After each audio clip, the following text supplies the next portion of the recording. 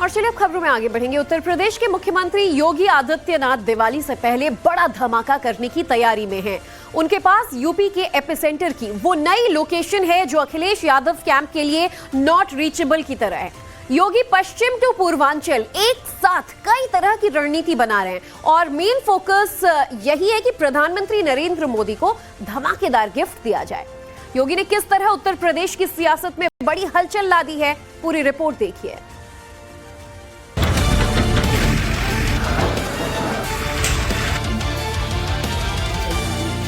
संभल में सनातन का योगी आदित्यनाथ के उस मिशन को धार देने के लिए पर्याप्त हैं जिसमें मोदी के संकल्पों के प्रति समर्पण है और विरोधियों के सियासी विध्वंस की तैयारी। सुहरिका हुई,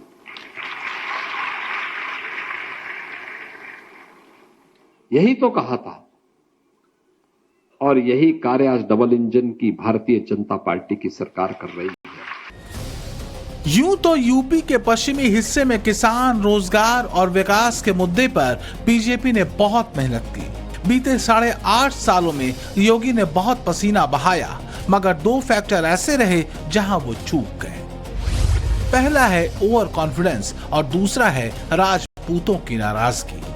अपनों को मनाने में देर न हो जाए, ये सोचकर क्षत्रियों की नाराजगी दूर करने के लिए बीजेपी ने बड़े नेताओं को उतार दिया।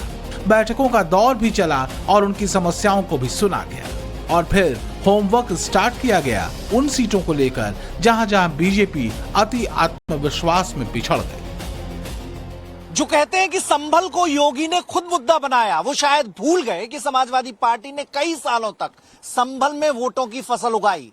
तरीका क्या था ये सब जानते हैं और आज जब सनातन के सबूत मिलने के बाद बुलडोजर एक्शन हो रहा है तो खुलासे के मुताबिक हिंसा वाली लोकेशन से करीब 8 किलोमीटर दूर साजिश रची गई थी जिसमें तौकीर रजा के करीबी नदीम, नफीज, वाजिद बेग, अनीस सकलैनी के साथ आईएमसी के सीनियर पदाधिकारी मौजूद थे। स्काईलार्क वाली मीटिंग में तय हुआ था कि अपराधी मानसिकता के लोगों को जुम्मे वाले दिन बरेली में कैसे बुलाना है। इसके बाद का मोर्चा योगी आदित्यनाथ की पुलिस ने संभाला, मगर अखिलेश अलग ही नैरेटिव सेट कर रहे हैं। जो बरेली में बुलडोजर चल रहा है वो केवल ये चल रहा है कि समाजवादी पार्टी का कौन है, इसमें गरीब कौन है, मुसलमान कौन है, केवल उनकी सूची बनाई जा रही है।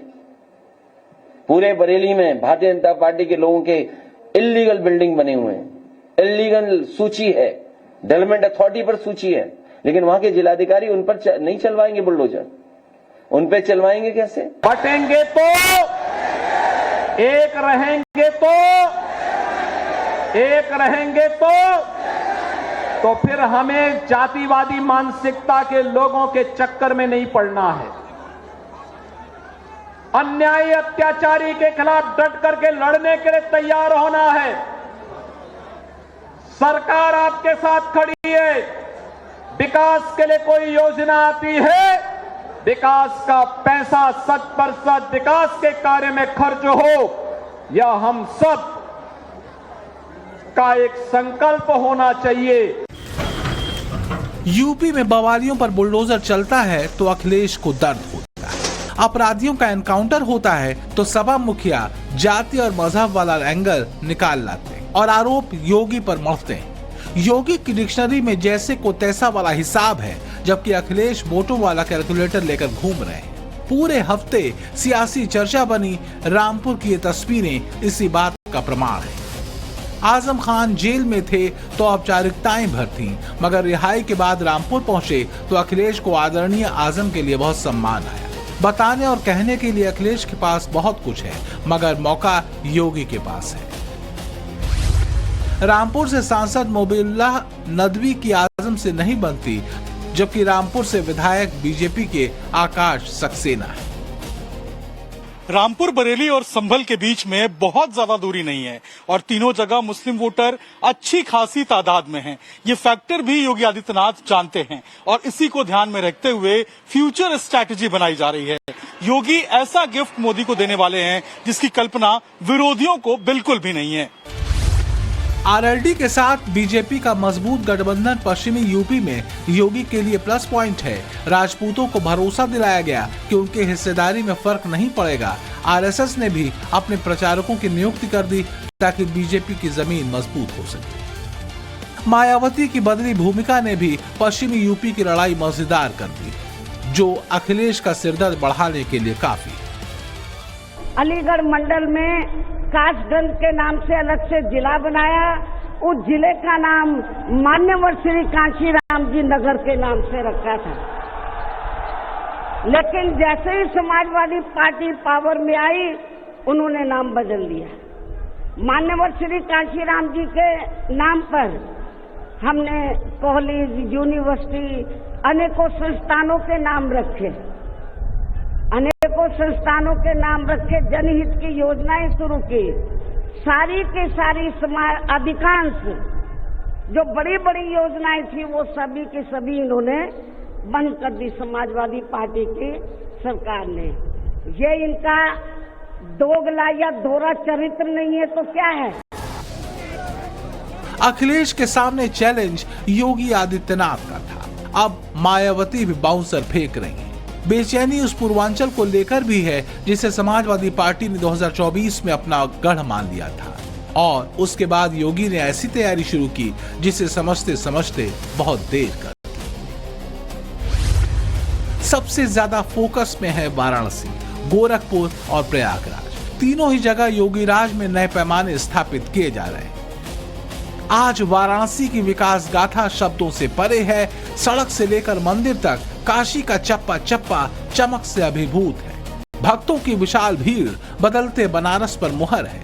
मोदी के संसदीय क्षेत्र वाले शहर में योगी यूं ही नहीं सबसे ज्यादा दौरे करने वाले यूपी के मुख्यमंत्री बने, बल्कि मकसद ही इसे सालों साल के लिए पूर्वांचल का सेंटर बनाना था।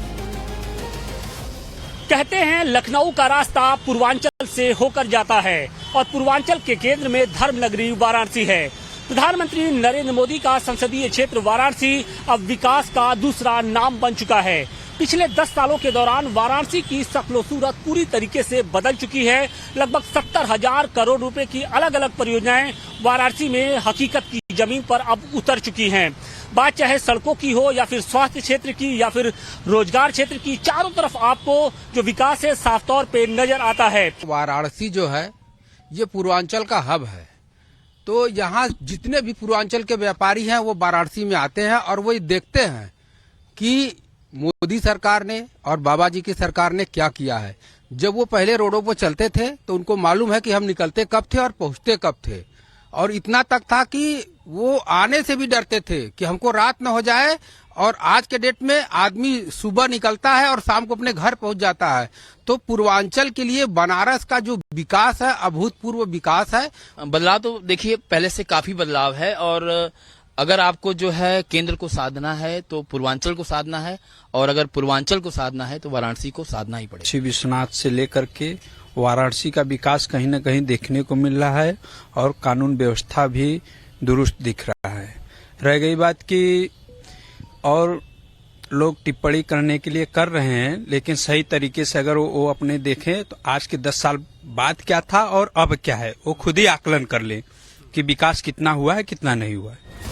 बनारस अगर प्रधानमंत्री नरेंद्र मोदी का शहर है तो गोरखपुर योगी आदित्यनाथ का घर।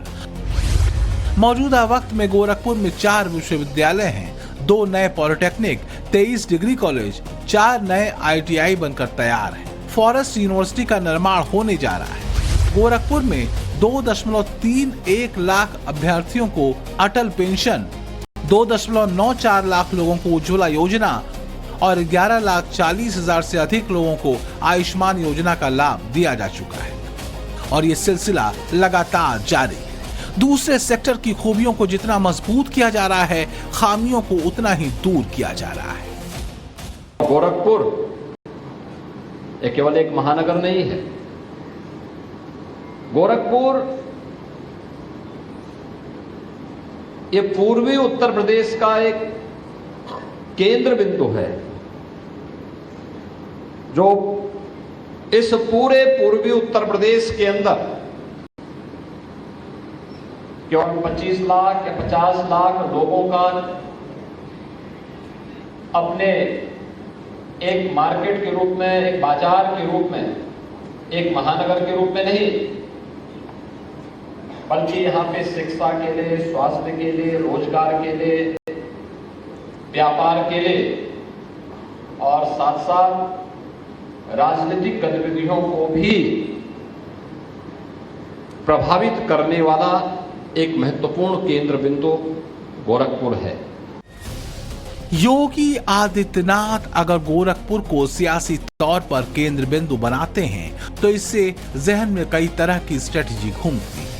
वो सुखद नतीजे सामने आते हैं जो अखिलेश यादव के लिए टीस की तरह हैं और बुलडोजर का मुंह गोरखपुर की तरफ मोड़ देने को मुद्दा बनाने की नाकाम कोशिश करते हैं। 2017 के विधानसभा चुनाव में बीजेपी ने गोरखपुर की सभी 9 सीटें जीती थी। 2022 के यूपी इलेक्शन में भी इसी परफॉर्मेंस को योगी ने दोहराया। गोरखपुर से लगने वाले जितने भी जिले हैं, कमोबेश हर जगह बीजेपी ने समाजवादी पार्टी के मुकाबले बड़ी लीड हासिल की। 2022 में जो नतीजे आए, 2017 में उसी तरह की कामयाबी बीजेपी को यहां मिली थी। गोरखपुर मंडल के 4 जिलों में समाजवादी पार्टी लगभग समाप्ति के कगार तक पहुंच गई। गोरखपुर से लगने वाले कुशीनगर में बीजेपी ने क्लीन स्वीप करते हुए सभी 8 सीटें जीती थी।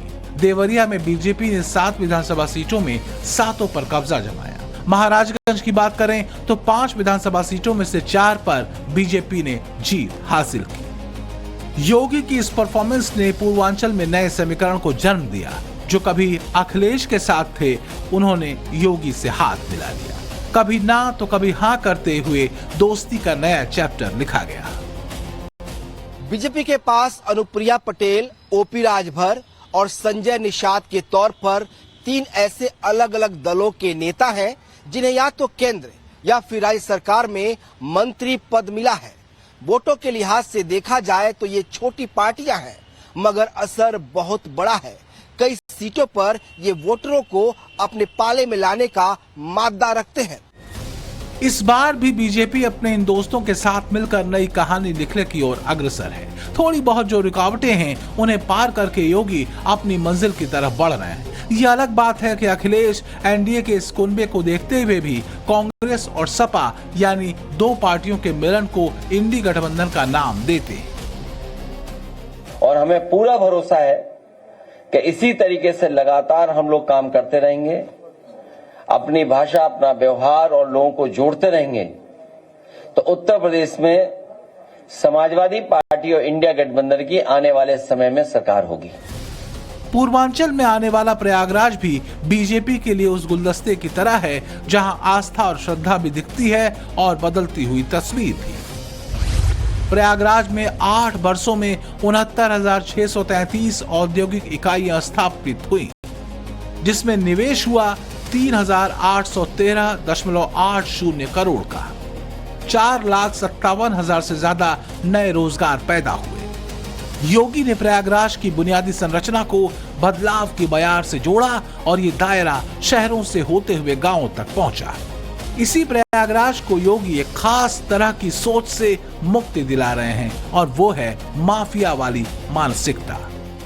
हमारा तीर्थराज प्रयाग, यहाँ खुलेआम सड़कों पर बम चलते थे, गोलियां चलती थी, गुंडे माफिया बेखौफ अपनी शेखी बगाड़ते थे।